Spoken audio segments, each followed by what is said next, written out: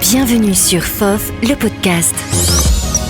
FOF pour Future of Finance est la première plateforme de contenu et de débat dédiée à la transformation de la fonction finance. Au fil de nos épisodes, nous allons vous faire découvrir des projets, des personnalités ou des collaborations qui ont pour point commun d'être particulièrement inspirants pour mener cette grande révolution que connaît actuellement la fonction finance. FOF, le podcast, présenté par Loïc Vuchard.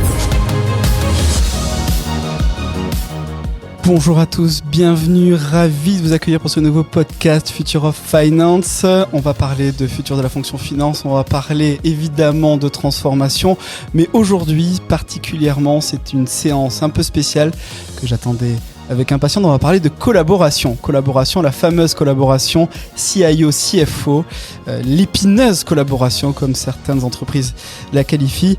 On va en parler avec la SNCF puisque nous accueillons David Citruc, CFO du groupe SNCF, et Henri Pideau, le CIO du groupe SNCF. Et à mes côtés, un passionné, Patrick Waché, notre partenaire Aura, qui dirige les grands comptes chez notre partenaire. Vous le savez, le podcast Future of Finance, c'est un débat sans langue de bois entre passionnés et surtout entre visionnaires. C'est parti. FOF, le podcast, proposé par Lozam Agency. Bonjour Henri. Bonjour Eric. Ça va ? Très bien. Bon, Henri Pideau, CIO du groupe SNCF. Bonjour David. Bonjour. Ça va ? Bah ouais, ça va bien. Ouais, très bien. Patrick Wachet. Bonjour Loïc, bonjour à tous. Alors c'est parti, je disais en introduction que cette relation, cette collaboration CIO-CFO est très souvent qualifiée d'épineuse, de tendue. C'est pas le cas à la SNCF, on va essayer de comprendre pourquoi. On va essayer de donner quelques tips à ceux qui nous écoutent. Je vais commencer peut-être avec toi Henri, tiens, sur pourquoi à ton avis cette relation est qualifiée de tendue ? Je pense que, en fin de compte, on est dans deux mondes. Ouais. Deux mondes qui sont différents et qui, de temps en temps, ne se comprennent pas. Qui parlent pas le même langage. Ils ne parlent pas le même langage. Ils n'ont pas non plus les mêmes appétences. Ouais. Et je pense que pour améliorer Ils n'ont pas les mêmes objectifs ? Pas les mêmes objectifs, mais surtout, c'est que finalement, pour que ça se passe bien, il faut que les enjeux économiques soient partagés par les deux parties. Très bien. David, même question. Pourquoi on qualifie cette relation généralement de tendue dans les entreprises ? Je rejoins chez Henri sur l'analyse qu'il en fait. Alors, il y a juste un petit point, c'est que je pense qu'on a quand même les mêmes objectifs. L'objectif de réussir, l'objectif de transformer et l'objectif de mettre à disposition les systèmes d'information à l'utilisateur. Je pense que là-dessus, on est au clair. La seule chose, c'est qu'on n'utilise pas le même chemin.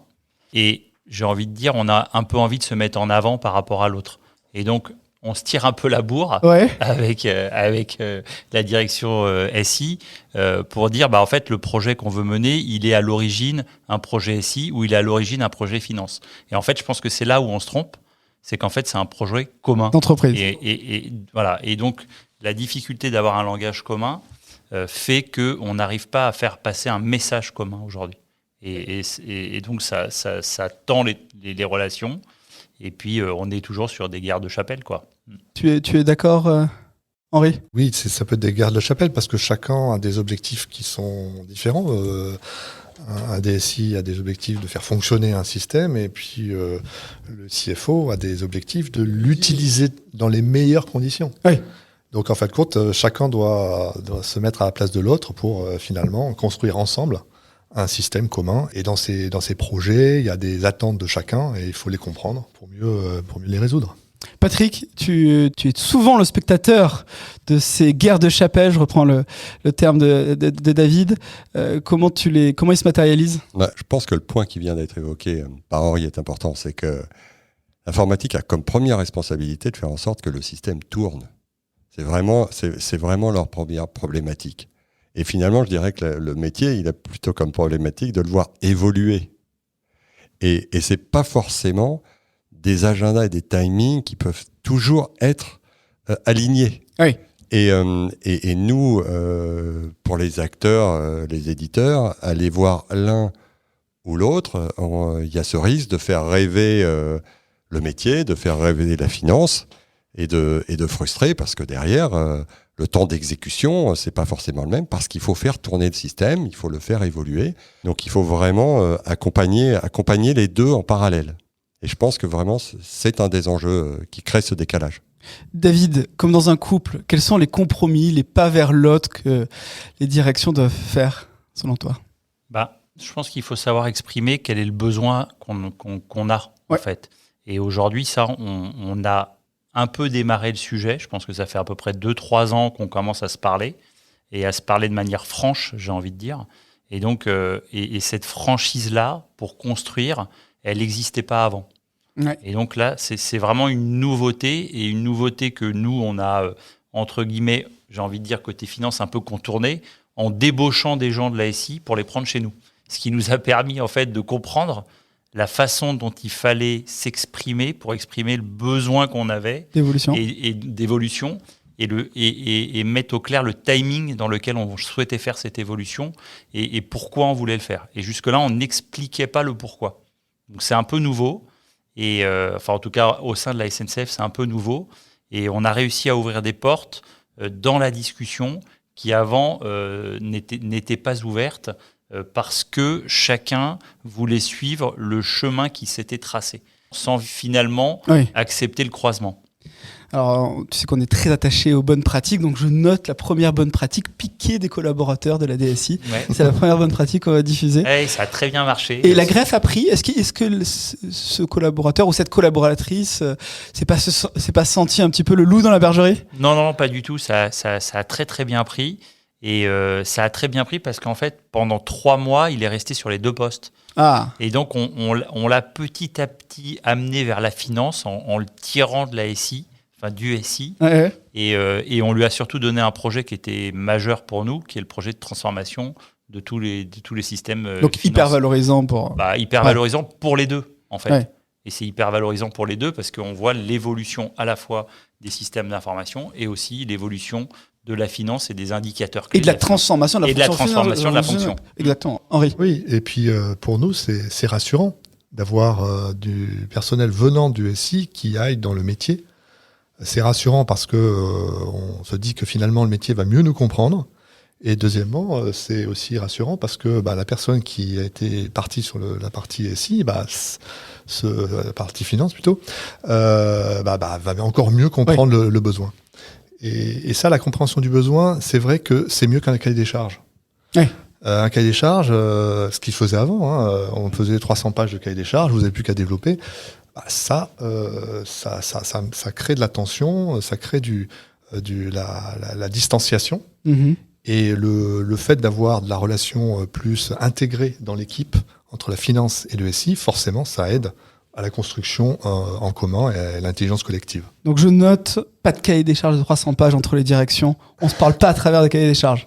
On est d'accord ? Oui, on est d'accord. On est d'accord. Mais je vous l'ai dit, les auditeurs là ne comprennent bien qu'il y a une collaboration qui fonctionne. Donc on prend plein de bonnes pratiques. Henri, comme dans un couple, quel est le pas, quel consensus on doit faire, quel compromis on doit faire selon toi du côté de la DSI ? Alors, c'est vraiment la compréhension du métier. C'est vraiment être proche de la compréhension du métier et puis se parler, je dirais, d'égal à égal. Finalement. Mais pardon, Henri, c'était une contrainte énorme, c'est que vous avez plein de métiers à comprendre. Oui, on a plein de métiers, puisque à la SNCF, il y a plus de 100 métiers, donc il y en a presque plus de 100 systèmes d'information. Ouais. Et donc, il faut trouver dans nos équipes les personnes qui ont cette appétence avec le métier, qui ont envie de connaître, envie de comprendre. Cette curiosité. Et dans la finance, on a des informaticiens qui adorent comprendre ce métier de la finance. Bon, on avance. Est-ce que vous avez un exemple de belle synergie, un projet qui, pour vous, vous dites en termes de collaboration, là on est dans l'exemple type de ce qu'il faut faire et ce qu'il faudrait faire systématiquement ? David. Je vais un peu revenir sur ce qu'on a dit juste avant, c'est la transformation des fonctions finances. Ouais. C'est vraiment un beau projet dans lequel on a essayé de créer une équipe mixte entre la partie SI et la partie finance. Donc c'est pour ça qu'on est allé chercher quelqu'un au niveau du SI. On a essayé de faire 2 pilotes différents. C'est-à-dire qu'il n'y a pas une personne qui est en charge du projet, c'est 2 personnes. D'accord. Avec chacun Quand tu dis 2 personnes, une personne de l'IT et une personne de la finance? Oui, enfin, on les a mis tous les 2 à la finance, mais une personne qui vient de l'IT, une personne qui vient de la finance. Donc, on a créé ce binôme et on a surtout essayé de faire beaucoup d'échanges avec le SI. C'est-à-dire qu'on ne s'est pas dit, on réfléchit à la transformation qu'on veut mettre en place et à la fin, on ira voir le SI pour lui dire comment on veut que ce soit fait. On les associe en amont. On les a associés en amont dès le départ. Et donc, on a associé dès l'origine les objectifs qu'on avait, quels étaient les objectifs qui étaient communs, quels étaient ceux sur lesquels le pilote devait plutôt être le SI et quels étaient ceux dont le pilote devait être plutôt la finance. Et donc, on a laissé la main à celui qui était le plus compétent. D'accord, vous avez fait un plan de gouvernance à amont. Exactement. Et on a défini un certain nombre d'ateliers. Donc, alors là, aujourd'hui, on en a 9. Mais dans ces 9 ateliers, on a des pilotes qui sont différents en fonction de la dominante de l'atelier. Intéressant. On sent que la collaboration se travaille. Hein, Henri ? Oui, tout à fait. Ça travaille. Et puis, ça se travaille aussi au niveau des dirigeants. Oui. Je pense que cette collaboration est assez liée à la perception des dirigeants sur la façon dont on pilote un projet numérique. Alors, quand on dit les dirigeants, on parle de vous deux, en l'occurrence. Oui, là. mais au-delà. Pas que, parce qu'aujourd'hui, par exemple, on est en train de faire une formation à tous les cadres dirigeants, cadres supérieurs, au numérique, au bon investissement dans le numérique. Et quelque part, cette culture de l'investissement dans le numérique, c'est important pour le groupe. Et pas uniquement pour la finance. Mais quelque part, c'est le résultat de cette collaboration qui nous a fait donner envie de finalement, comme ça marche, pourquoi pas l'étendre à l'ensemble du groupe. Intéressant. Patrick ? Moi, j'aurais une question pour vous. En fait, autour de la transformation de la fonction finance, on parle beaucoup du repositionnement de la finance comme vraiment business partner. Ce qui introduit en fait un troisième acteur, qui est le business. Et pas le business au sens de la finance, comme vu par l'IT, mais le business, une direction commerciale, une direction filiale, métier, une direction métier. Est-ce que c'est quelque chose que vous percevez, ce ménage à trois qui complexifie la démarche J'aimerais bien avoir vos réactions là-dessus. David, là-dessus. Nous, on a fait des ateliers dans lesquels on a pris des gens de tous les métiers. Donc, on a à la fois des gens qui viennent des métiers du transport de voyageurs, du transport de marchandises. On a des gens qui viennent des métiers transverses. Donc, on a fait des ateliers où il y avait à peu près entre 15, on va dire, et 25 personnes sur chacun des ateliers de la transformation finance pour comprendre le besoin de chacun. Donc, on n'a pas pu travailler tout seul, en fait. Voilà, on est d'accord. C'était impossible parce qu'on s'est très vite rendu compte qu'en travaillant tout seul, on n'avait pas la vision complète du besoin. Et dans ces métiers, l'IT, vous étiez à nouveau en binôme avec l'IT ? Alors, ça dépend des métiers.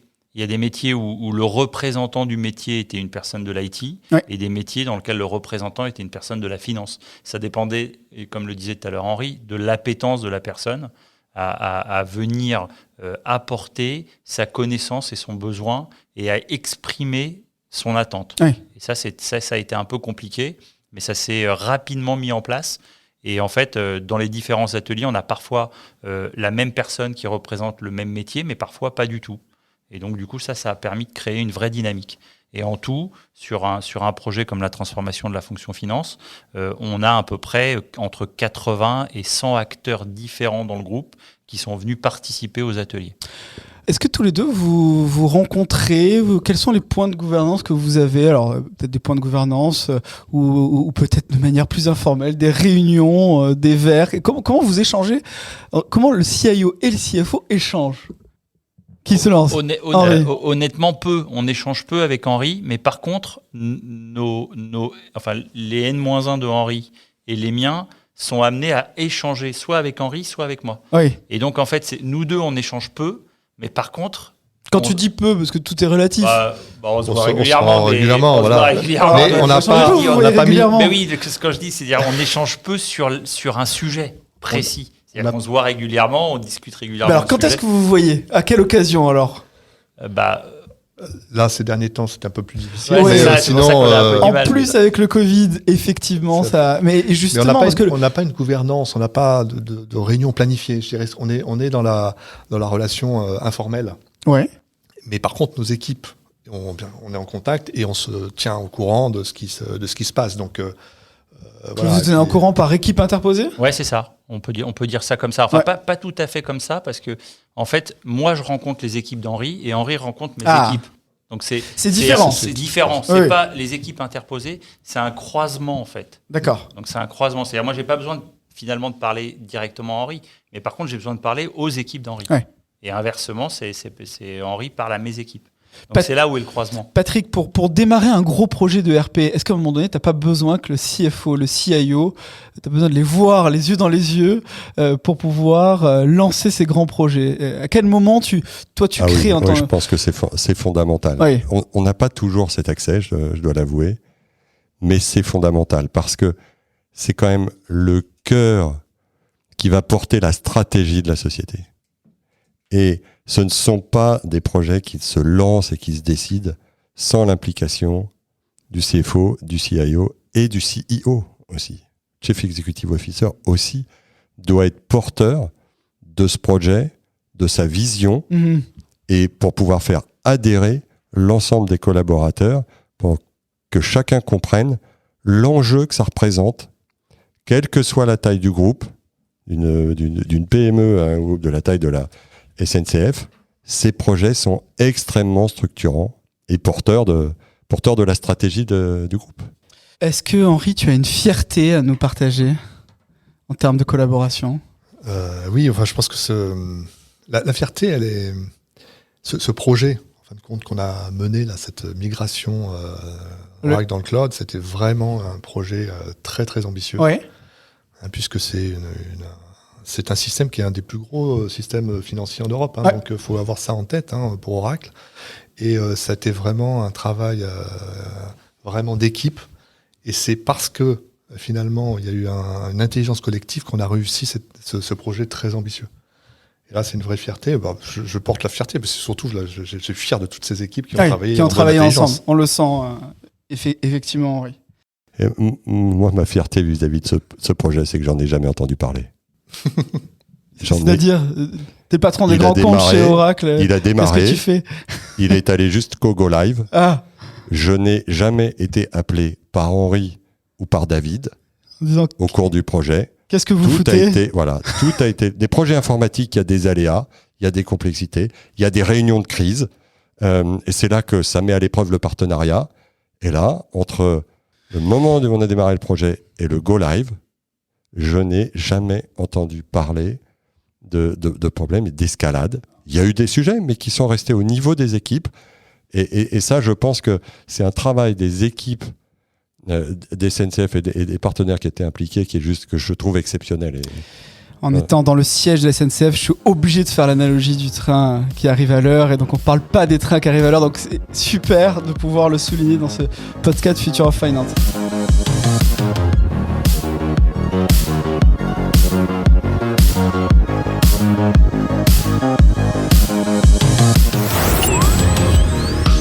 FOF, le podcast. FOF pour Future of Finance.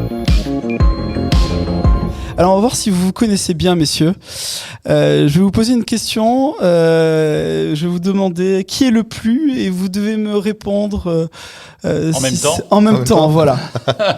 Alors, c'est parti. Qui est le plus innovant ? Lui. Henri, c'est toi ? J'aime bien je te reconnais. L'innovation. Je suis pas étonné, je te reconnais. Technophile quand même. Ah ouais. Qui est le plus visionnaire ? Tous les deux, je crois. Ouais, je pense qu'on partage. On partage des visions communes. On partage la vision commune. C'est d'ailleurs pour ça qu'on s'entend bien. Ouais, c'est ce que j'allais dire. Je savais pas s'il fallait que je dise ça, mais c'est ça. On s'entend bien. Non, mais il faut le dire. Attendez, c'est le sujet du podcast, j'ai l'impression. Qui est le plus prudent ? Je pense moi, quand même. Le financier. Quand même.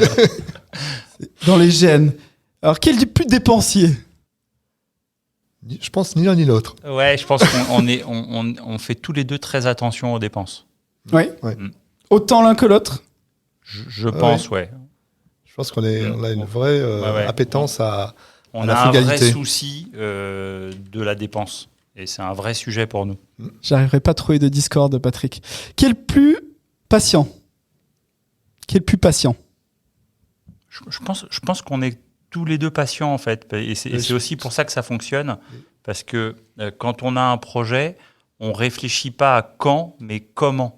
Et c'est là où on gagne en fait dans le partenariat. Parce que si on devait réfléchir à quand, je pense qu'on viendrait à des sujets qui perturberaient le projet. Et c'est pour ça qu'on s'en sort, je pense. Voilà. Et puis la précipitation, en fin de compte, stresse les équipes. Et c'est pas dans la précipitation qu'on peut prendre les bonnes décisions. Ça veut dire que pour un CFO, ça veut dire qu'il faut être plus patient que l'on aimerait, qu'on devrait l'être, puisque un des reproches que l'on fait généralement à une DSI, c'est que ça va pas assez vite, on doit faire fonctionner, il y a le fameux legacy qui pèse. Le véritable enjeu, en fin de compte, c'est d'éviter les effets tunnels. Ouais. Et si on arrive à donner régulièrement de la visibilité sur l'avancement du projet, sur des fonctionnalités disponibles, eh bien là, on rentre en confiance. Ouais. C'est un point que tu as très souvent sur lequel tu as très souvent insisté, Henri, le fameux Big Bang d'un soir, c'est terminé, il faut y aller. Ça. Ouais. Ça, c'est les années 90 et 2000. Non, mais c'est important de le rappeler, parce que tu le rappelles toi à ta communauté CIO, c'est important de le rappeler à nos auditeurs qui sont plutôt teintés finance. Alors, juste un bémol, c'est quand même dans le système financier, on a quand même une clôture annuelle, donc on a quand même une deadline. Ouais. Sinon, on perd un an. Tu fais bien donc malgré tout, il y a quand même des sujets de timing qui doivent être pris en compte. Qui est le plus convaincant ? Allez, non, mais vous regardez pas, monsieur. Moi. Je pense que c'est moi. Je pense David, que c'est moi. Ouais. Le directeur financier le plus convaincant. Bon, et pour terminer, qui est le plus marrant et sympa ? Je pense qu'on est tous les deux marrants et sympas. On est à peu près à égalité sur ce terrain. On a égalité sur ce terrain. Bon. Est-ce que vous avez, pour terminer et conclure, est-ce que vous avez une grande recommandation, un indicateur clé pour aligner les visions au sein des entreprises où la collaboration est difficile ? Question pas facile. Hein. Vous pouvez prendre le temps. Je pense qu'il y a un vrai sujet pour le DSI de travailler sur la pédagogie. On est sur des sujets qui évoluent beaucoup, des nouvelles offres qui arrivent. Le cloud a été vraiment une révolution. Et la pédagogie permet de prendre en considération toutes ces évolutions. On n'est pas sur une matière qui est figée. Donc l'enjeu, c'est la pédagogie, faire comprendre et après se mettre d'accord sur une trajectoire. Ouais. Mais donc je dirais l'échange. Pour moi, c'est l'échange, le partage et l'échange. Jusqu'à présent, on échangeait peu, on partageait peu. Et aujourd'hui, je pense que ça a changé. Aujourd'hui, quand on est en réunion, on partage nos sentiments, nos besoins. Et ça, c'est une vraie évolution. On sent dans ton propos, David, que tu demandes, en tout cas tu insistes sur le fait qu'il faut lever les barrières, il faut enlever les tabous et les non-dits. Alors je demandais, j'ai envie de mettre ça plutôt au passé, parce que quand moi je suis arrivé à la SNCF en 2012, on ne se parlait pas du tout. Et depuis, j'ai envie de dire, depuis 2018-2017, on a levé ces barrières. Et aujourd'hui, on a vraiment fait un vrai pas en avant dans la discussion et dans le partage. Quitte à être en désaccord ? Oui, bien sûr. Ouais. Bien sûr. Oui, bien sûr. Il y a des exemples de désaccords ? Vous voulez nous partager ? Ouais, on en a eu. On en parlait tout à l'heure, avant, en off. On en a eu un sur l'évolution de notre ERP. On en a eu un sur l'évolution de l'ERP et on a choisi une solution aujourd'hui qui convient à tout le monde, mais on a eu des désaccords là-dessus. Henri, un point à rajouter ? Non, mais je pense qu'on a bien fait le tour. Un objectif commun, un indicateur commun qu'il faudrait fixer ? Ouais, il est facile. C'est la satisfaction du client, quoi. Oui. Du métier ? Ouais. Du client ou du client externe ? Non, du client. Aujourd'hui, nous, on n'a pas de client externe sur nos systèmes. Donc c'est vraiment le client interne aujourd'hui. L'usager, je pensais. Ouais, l'usager, on n'est pas dans ce domaine-là. D'accord. Mais dans notre domaine, c'est vraiment la satisfaction de l'utilisateur client. Et d'ailleurs, on mesure cette satisfaction une fois par mois. Alors bien sûr. Une fois par mois ? Oui, parce qu'en fin de compte, on a fait un panel qui change tous les mois et à la fin de l'année, on a interrogé tout le monde. Mais ce qui nous permet d'avoir des indicateurs réguliers une fois par mois sur la perception des systèmes d'information dans l'entreprise. Et c'est mieux que d'avoir un panel une fois par an. Ouais. Parce qu'en fin de compte, avoir qui est plutôt l'habitude dans les entreprises, dans cette collecte de perception de l'utilisateur final, et ça permet de prendre des décisions et puis de voir aussi certains systèmes qui sont en queue de peloton et sur lesquels il faut avoir des attentions particulières. Patrick, sur ce point d'un indicateur commun, une recommandation, une conclusion pour terminer ce podcast ? Une recommandation, c'est la co-création et la collaboration. C'est-à-dire qu'en fait, on est sur les anciens systèmes financiers, c'était des systèmes monolithiques et figés. On les installait et on pouvait les avoir pendant assez longtemps sans qu'ils évoluent trop. Aujourd'hui, on est dans un monde qui évolue tellement que, comme l'a dit, je crois, Henri tout à l'heure, c'est presque des systèmes vivants qui évoluent en permanence. Et pour pouvoir le faire évoluer en permanence, il y a un vrai besoin de feedback permanent, partagé entre les utilisateurs finaux, l'IT qui opère les systèmes, mais même l'acteur qui crée le système, pour collecter en permanence du feedback, à l'instar de ce que expliquait Henri tout à l'heure avec ses interrogations tous les mois, pour pouvoir faire évoluer. Et chacun s'écouter sur cette co-création, parce que je pense que c'est vraiment un axe fondamental et dans lequel l'ensemble des acteurs de cet écosystème doivent intervenir. Pédagogie et co-création, les deux mots de la fin. Merci infiniment David Citruc, merci Henri Pideau, mille merci Patrick pour nous accompagner dans cette aventure. On note plein de bonnes pratiques et des recommandations concrètes pour nos auditeurs. Donc à très vite sur futureoffinance.fr. Retrouvez tous les épisodes de FOF, le podcast, ainsi que le programme annuel de Future of Finance sur www.futureoffinance.fr et sur notre page LinkedIn.